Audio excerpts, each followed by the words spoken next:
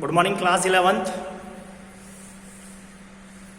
In the running topic of equilibrium, as you are demanding that you have doubt in the concept of equilibrium constant, so I am going to start equilibrium constant again.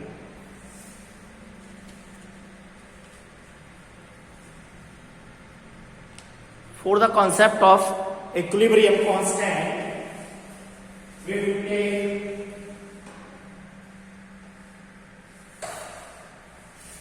a reversible reaction, that is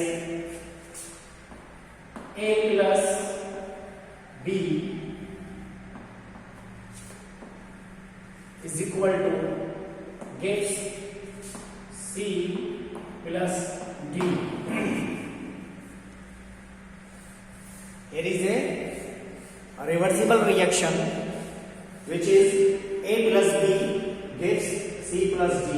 Means, as you know that A plus B are the reactant whereas C plus D are the product, and the number of moles of A are small a, then small b for B, and small c for C, and small d for D. This one is the complete equation for understanding the equilibrium constant. So, for this reaction, A had mole of A, small a for A and small b for B. The reaction is in the forward direction and the RF is the equilibrium constant for forward direction. यानी A से B बनेगा, A plus B से क्या बनेगा, C plus D बनेगा, तो उसके लिए इक्विलिब्रियम कांस्टेंट, इसके लिए फॉरवर्ड डायरेक्शन के लिए क्या है, RF. Similarly C plus D, जब ये क्या होगा, यानी कि जो कंसंट्रेशन है A और B की चेंज होगी C और D के अंदर, पूरी ये कंप्लीशन के ऊपर नहीं जाएगी रिवर्सिबल रिएक्शन, जैसा कि हमने पीछे कैरेक्टरिस्टिक्स में पढ़ा था. तो C और D मिलकर के क्या बनाएंगे, A plus B. So for this reaction RB is the equilibrium constant. ये क्या है, ये बैकवर्ड रिएक्शन है और ये फॉरवर्ड रिएक्शन है. तो फॉरवर्ड रिएक्शन के लिए इक्विलिब्रियम कांस्टेंट लिया हमने RF. सिमिलरली बैकवर्ड रिएक्शन के लिए इक्विलिब्रियम कांस्टेंट है RB. And it is a homogeneous gaseous reaction, यानी ये भी गैस है, ये भी गैस है, सिमिलरली ये भी गैस है और ये भी गैस है. ये होमोजेनियस गैसियस रिएक्शन है according to law of mass action. इस इक्वेशन के ऊपर हम क्या लगाएंगे, according to law of mass action also known as LOMA. Law of mass action हम पीछे पढ़ चुके हैं. तो क्या होता है लॉ ऑफ मास एक्शन, यानी RF directly proportional to the concentration, यह आ गया active mass of A to the power A and B to the power B. Similarly, इसको इक्वेशन 1 मान लीजिए. Similarly, rate of backward reaction directly proportional to the concentration of C to the power C into D to the power B. इसको हम मान लेते हैं second equation. Now या इसको रहने दीजिए, इसको नहीं मानते हैं. नाउ ये जो साइन ऑफ प्रोपोर्शनलिटी है इसको हटाते हैं, तो आ जाएगा RF इज इक्वल टू, इसके लिए आ जाएगा A is the constant, K forward के F और A to the power A into B to the power B. This is the first equation. Similarly, RB is equal to KB upon C to the power C into D to the power D. This one is the second equation. Clear? दोनों के लिए हमें क्या मिल गया? Constant मिल गया। आगे चलते हैं, क्या हो जाएगा? When they are at equilibrium, जब क्या होगा? यहाँ क्या होगा? इक्विलिब्रियम बनेगा तो rate of forward reaction is just equal to rate of backward reaction. दोनों को हम क्या करेंगे? इक्वल कर देंगे। तो क्या आ जाएगा? K F, A forward, A to the power A into B to the power B is just equal to K B C to the power C into D to the power B. तो क्या आ जाएगा? K forward upon K B is equal to यह जाएगा C to the power C into D to the power G upon A to the power A into B to the power B. ठीक है जी, ये equation आ जाएगी आपकी K F upon K B is equal to C to the power C into D to the power D upon A to the power A into B to the power B. Means आप क्या कह सकते हैं? इसको equation third मान लीजिए। ये हो गया आपकी इक्वेशन थर्ड। नाउ के at equilibrium that is equal to kf upon kb that is equal to kc। ये क्या है आपका? Equilibrium constant. And this equilibrium constant, ये क्या है? इक्विलिब्रियम कांस्टेंट है kc। kc is the equilibrium constant for this particular homogeneous gaseous reaction। आगे चलते हैं। अब What are the types of equilibrium constant? Equilibrium constant को हम कैसे कैलकुलेट कर सकते हैं? We can calculate the equilibrium constant. How? Equilibrium constant हम कंसंट्रेशन को लेकर निकाल सकते हैं। ये दिखाई नहीं दे रहा होगा आपको, ये दिख जाएगा आपको। क्लियर? मैं इसको रफ कर देता हूं, उसके बाद आगे चलते हैं। Now we can calculate this equilibrium constant। किसको लेकर कैलकुलेट कर सकते हैं? Number one, that is on the behalf of the concentration।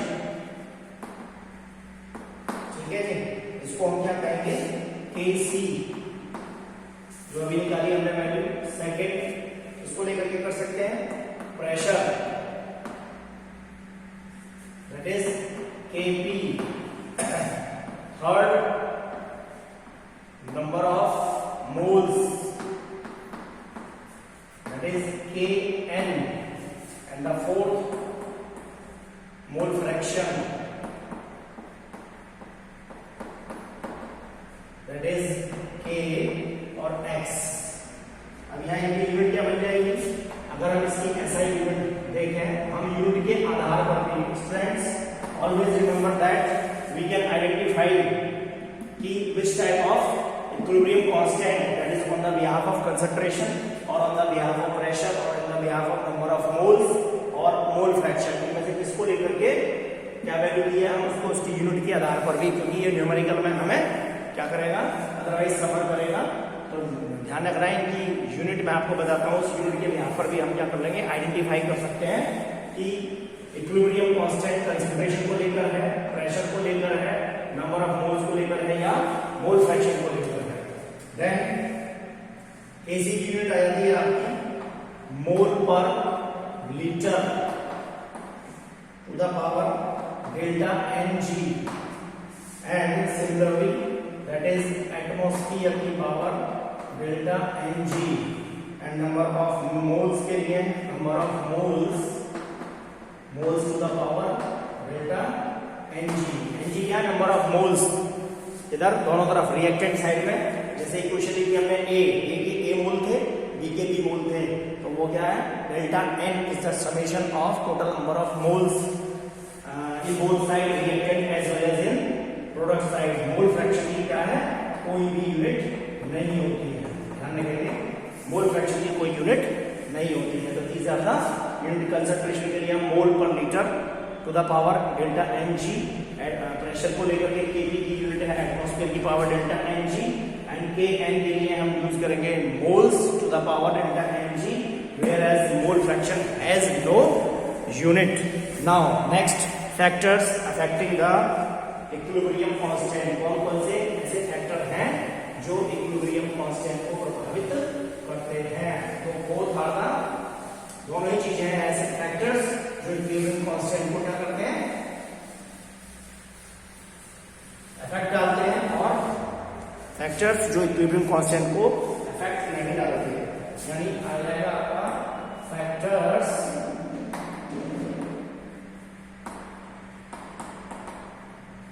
affecting equilibrium constant.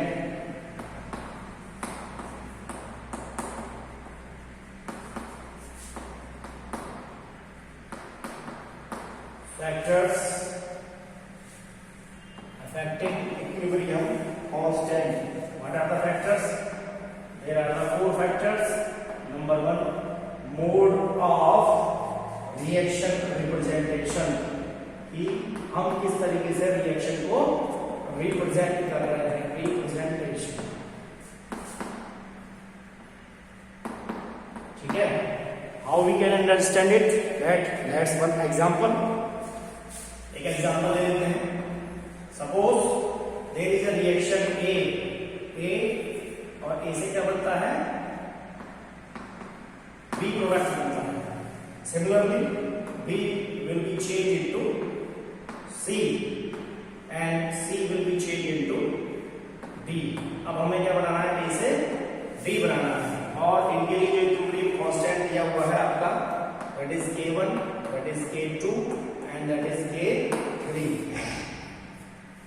तो K1 की वैल्यू अगर आप इसके लिए सिमिलरली निकालते हैं तो क्या हो जाएगा,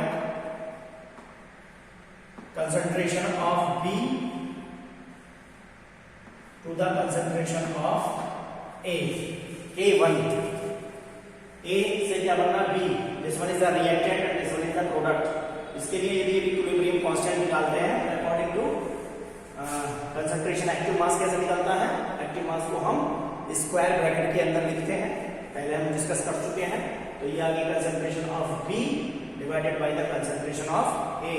सिमिलरली K2 के लिए आ जाएगा concentration of C divided by concentration of B, और सिमिलरली K3 के लिए आ जाएगा concentration of B divided by concentration of C. अभी हमें क्या निकालना है, कैलकुलेट करना है A से D, A to D. हम क्या करते हैं, इनको ऑन एडिंग ऐड कर देते हैं. ऐड करने में क्या हो जाएगा, अगर हम ऐड करें तो क्या जाएगा आपका A plus B plus C, A plus B plus C just equal to the B plus C plus D. B से B कैंसिल और C से C cancel, it means A से सीधा क्या हो जाएगा आपका D. लेकिन हम इसके लिए क्या करेंगे, A से D और D के लिए हम इक्विलिब्रियम कांस्टेंट मान लेते हैं K4. K4 की जो वैल्यू आ जाएगी क्या आ जाएगी, अगर हम ऐड कर रहे हैं, अगर इक्वेशंस को हम क्या कर रहे हैं, ऐड कर रहे हैं, तो उनके इक्विलिब्रियम कांस्टेंट में क्या होगी, multiplying K1 into K2 into K3. This one is the really most important formula for on adding. अगर A से सीधा हमें क्या निकालना है, D निकालना है, तो उनका जो इक्विलिब्रियम कांस्टेंट होगा उनको हम क्या करेंगे, we should multiply to each other. ठीक है. नेक्स्ट केस देखते हैं. ये हो गया मोड ऑफ रिएक्शन, ये हमने एक एग्जांपल लिया. सेकंड एग्जांपल लेता हूं कि A will be changed into B. A किसके अंदर चेंज हो रहा है, B के अंदर चेंज हो रहा है. A से क्या बनना है, that will be changed into B, and for this one is the equation first, और इसके लिए equilibrium constant is given, that is 1, और अपन नाम B plus C. B plus C, this one is the reactant, and on reacting it gives D.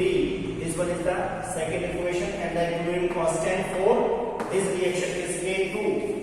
अब यदि हमें क्या निकालना है, इसमें से क्या करें, equation 1 minus B minus C that is equal to क्या आ जाएगा जी, बी माइनस डी। अब हम इनको क्या करें, चेंज कर देते हैं, तो ये इक्वेशन बन जाएगी ए, ये माइनस क्या जाएगा A plus D just equal to, ये हो जाएगा बी इधर जाने पे, एक बी इधर है तो 2b प्लस सी, ये इक्वेशन आएगी हमारी। और इसके लिए इक्विलिब्रियम कांस्टेंट क्या हो जाएगा जी, के इक्विलिब्रियम डिवाइडेड क्या हो जाएगा k1 अपॉन k2। तो हम क्या करेंगे, इसको डिवाइड करेंगे। पहले वाले सिनेरियो में देखा कि हमने क्या किया था, इक्विलिब्रियम कांस्टेंट को मल्टीप्लाई किया था, लेकिन अगर हम सब्ट्रैक्ट कर रहे हैं तो हम क्या करेंगे, डिवाइड करेंगे। नाउ थर्ड केस, तीसरा केस क्या संभव हो सकता है, third case equation is given that a gives b, ठीक है जी, equation is given that a gives b, तो इसके लिए इक्विलिब्रियम कांस्टेंट क्या हो जाएगा, concentration of b to the concentration of a हो जाएगा जी, क्लियर, आई बात समझ में। नेक्स्ट, अगर यहां नंबर ऑफ मोल दिए हैं, n mole of a on reaction gives n mole of b, सो इसके लिए इक्विलिब्रियम कांस्टेंट k बना लिया, इसके लिए क्या जाएगा, इसके लिए k2 लिख देते हैं, तो k2 क्या हो जाएगा, b to the power n, ठीक है, हमने बताया नंबर ऑफ मोल्स होते हैं वो आ जाते हैं पावर के अंदर, upon a to the power n, क्या आ जाएगा b to the power n and divided by a to the power n। Now k2 ही, जो k2 की वैल्यू क्या हो जाएगी, k2 is equal to that is b और to the power n, b upon a to the power n, क्योंकि number of moles क्या है, सिमिलर है। तो यहां पर अगर हमें क्या निकालना है, k इक्विलिब्रियम कांस्टेंट निकालना है न्यू के लिए, that is equal to,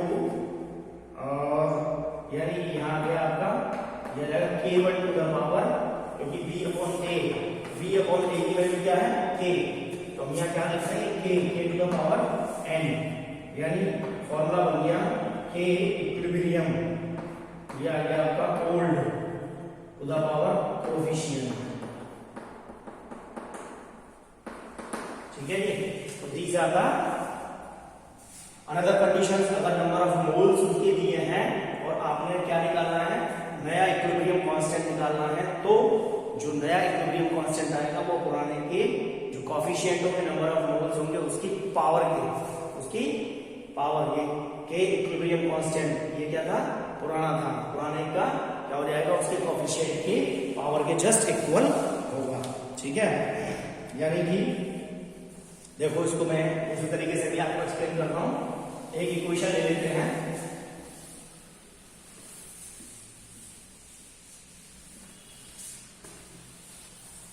equation है a is equal to b, और दूसरी इक्वेशन है 2a is equal to 2b। यहां पर नंबर ऑफ मोल्स दे दिए हैं, तो इसके लिए यानी a और b, इसके लिए इक्विलिब्रियम कांस्टेंट की वैल्यू दी है 2, ठीक है जी।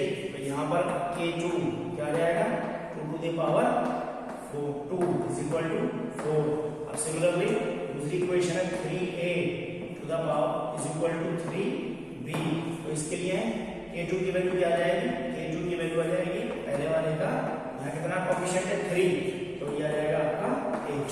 Bye this way we can calculate the equilibrium constant. बस हमें क्या देखना है, रिलेशन देखना है कि क्या रिलेशन दिया हुआ है, ओके।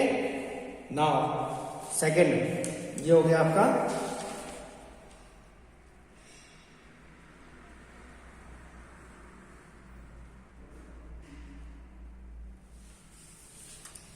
स्टोइकियोमेट्री, ये सेकंड था स्टोइकियोमेट्री।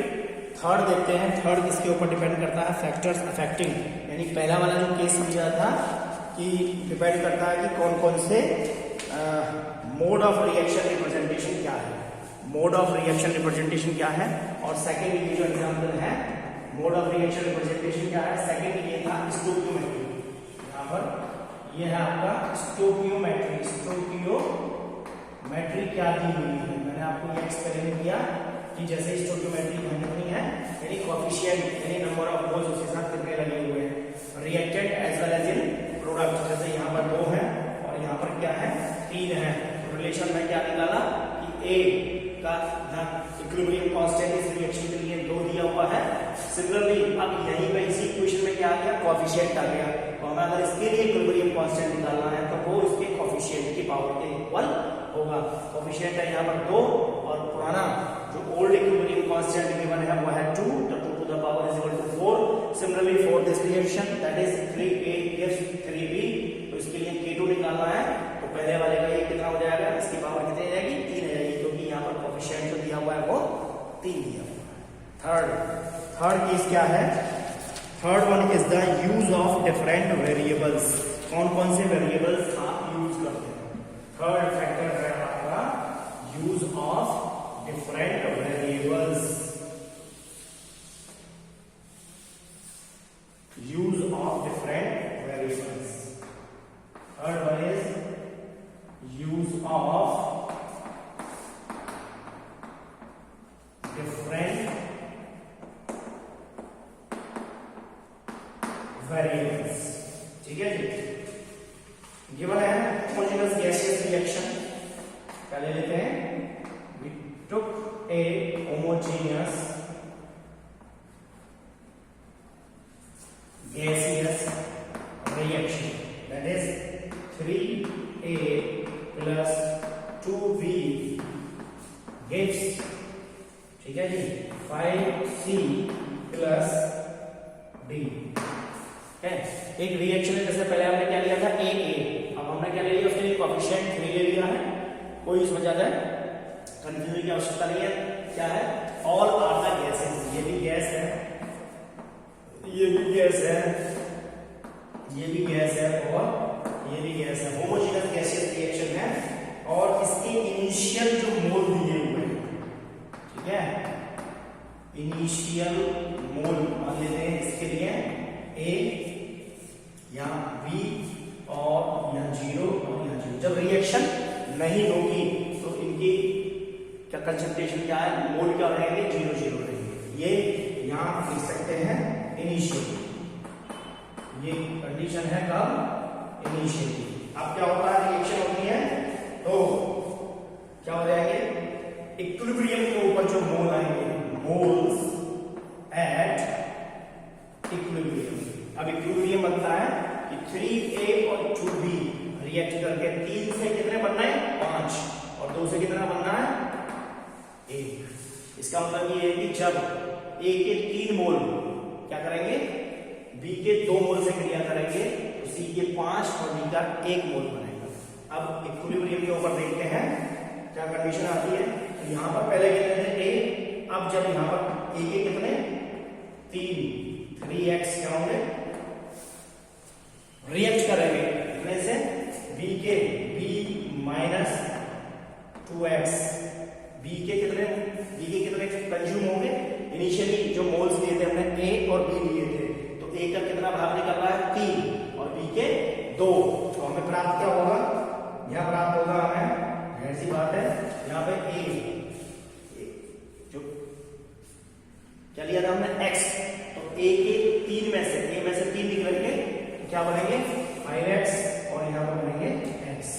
ये कंडीशन कब होगी, एंड यहाँ पर t इज इक्वल टू 0 दिया जाएगा आपका एट इक्विलिब्रियम, ठीक है जी, एट इक्विलिब्रियम। इक्विलिब्रियम के ऊपर हमें A का जो मोल्स प्राप्त होंगे -3x, B -2x, 5x और x।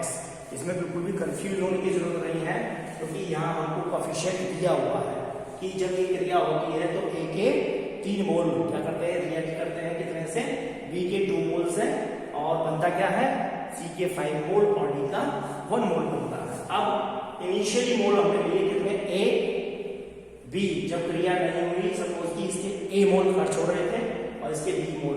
अब क्या होता है, जब इक्विलिब्रियम आ जाएगा, अटेन होगा, इक्विलिब्रियम को रिएक्शन अटेन करेगी, तो ये A में से कितने खर्च हुए 3 और यहाँ B में से कितने खर्च हुए 2, तो वी विल ऑब्टेन यहाँ पर कितने प्राप्त होंगे, जब A के 3 खर्च हो गए तो हमें यहाँ पर B के कितने मिल रहे हैं 5 और D के कितने मिल रहे हैं X। ठीक है जी। अब हमें क्या निकालना है, ये आ गया मोल्स एट इक्विलिब्रियम। यहाँ पर initially T is equal to क्या था 0 और यहाँ आ गया था T एट इक्विलिब्रियम। इक्विलिब्रियम के ऊपर ये मोल आ गए। अब हमें सबसे पहले निकालना है इसका मोल फ्रैक्शन। क्या निकालेंगे, मोल फ्रैक्शन। मोल फ्रैक्शन क्या हो जाएगा बराबर, यहाँ हमें मोल कितने मिले A minus 3x divided by कितने में से मिले, टोटल मोल कितने थे A प्लस B, ठीक है, और प्लस हमने क्या लिया x, तो टोटल नंबर ऑफ मोल्स आ गए A plus B plus x। ऐसे यहाँ जाएंगे B minus 2x divided by A plus B plus x। ये हमें B के क्या मिल गए, B का मोल फ्रैक्शन आ गया। मोल फ्रैक्शन कैसे निकालेंगे, नंबर ऑफ मोल्स और टोटल मोल्स, जो मोल हमें प्राप्त हो रहे हैं ये मिल रहे हैं हमें इक्विलिब्रियम के ऊपर, number of moles obtain at equilibrium, total number of moles divided by total number of moles, that is A plus B plus x। Similarly ये हमें क्या मिल रहे हैं, इक्विलिब्रियम के ऊपर मिल रहे हैं, और टोटल नंबर ऑफ मोल्स हमारे पास कितने हैं A plus B plus x। अब C के केस में देखते हैं क्या आ जाएगा, यानी कि 5x, टोटल कितने मिल रहे हैं 5x A plus B plus x, और यहाँ मिल रहा है आपका x A plus B plus x। यानी ये नंबर ऑफ मोल्स किसके लिए हैं, A के लिए है, तो आप क्या लिख सकते हैं इसको XA, क्योंकि हम नंबर ऑफ मोल फ्रैक्शन को XA के द्वारा डिनोट करते हैं।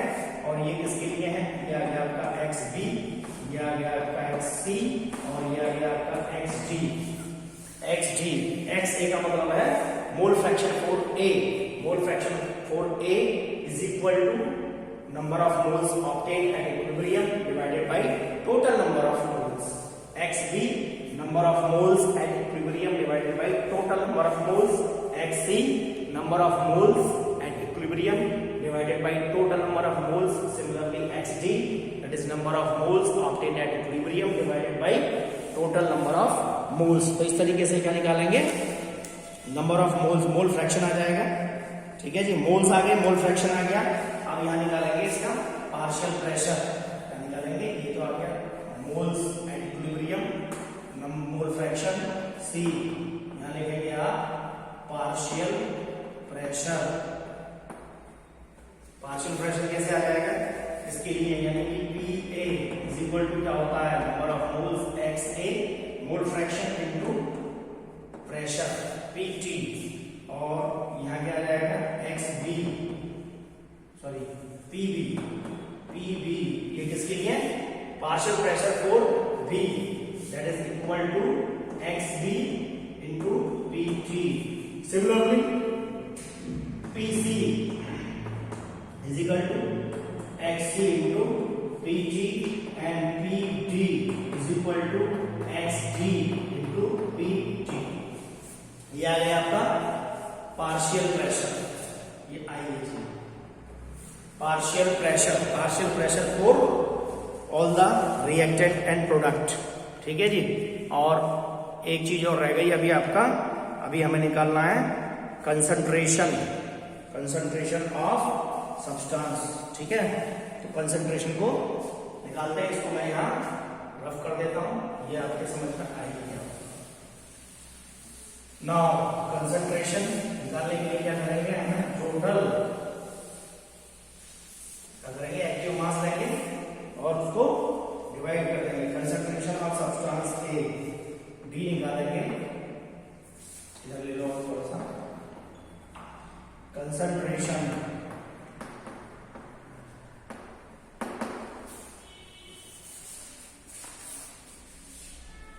सो let's see the concentration of A, तो उसको क्या लिखेंगे, within bracket A is equal to number of moles A minus 3x upon V।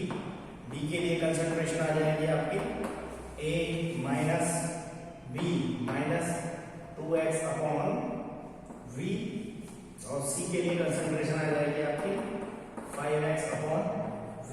Similarly it is for D। D के लिए कंसंट्रेशन आ जाएगी आपकी x upon V। So this one is the value for concentration of A, B, C and D। D के लिए क्या आ जाएगी x अपॉन V आ जाएगी। Now equilibrium constant in terms of moles. Equilibrium constant अगर हम निकालें यहाँ, इक्विलिब्रियम कांस्टेंट इसके इन टर्म्स ऑफ कंसंट्रेशन या इन टर्म्स ऑफ मोल, तो वैल्यू क्या आ जाएगी? That is Kn is equal to क्या बन जाएगा? NC टू द पावर कितने यहाँ पर, यहाँ कोएफिशिएंट अभी क्वेश्चन को चेंज कर रहे हैं यदि, तो यहाँ आ जाएगा आपका 5 into ND to the power 1 और डिवाइडेड बाई क्या आ जाएगा NA to the power 3 into और NB टू द पावर कितना है 2। ये क्या आ जाएंगे? Number of equilibrium constant in terms of mole. ठीक है जी, हम निकालते हैं equilibrium constant in terms of mole fraction. ठीक है, ठीक है, यूजेस ऑफ डिफरेंट वेरिएबल्स चल रहा है। Calculate the equilibrium constant for regarding mole fraction.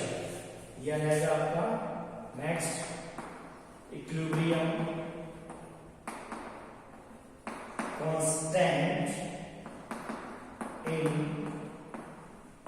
terms of x, that is kx is equal to xc to the power c into xg to the power g upon xa to the power a into xb to the power b। अब हमने क्या ले लिया? Number of moles क्या होगा? Change हो गए, वही सिमिलर जो पहली इक्वेशन थी A plus B into is equal to C plus D। तो जो भी कोएफिशिएंट होगा वो यहाँ पावर में आ जाएगा। ये निकल गया आपका Kx in terms of equilibrium constant in terms of mole fraction. Now equilibrium constant कैसे निकालेंगे? इक्विलिब्रियम कांस्टेंट इन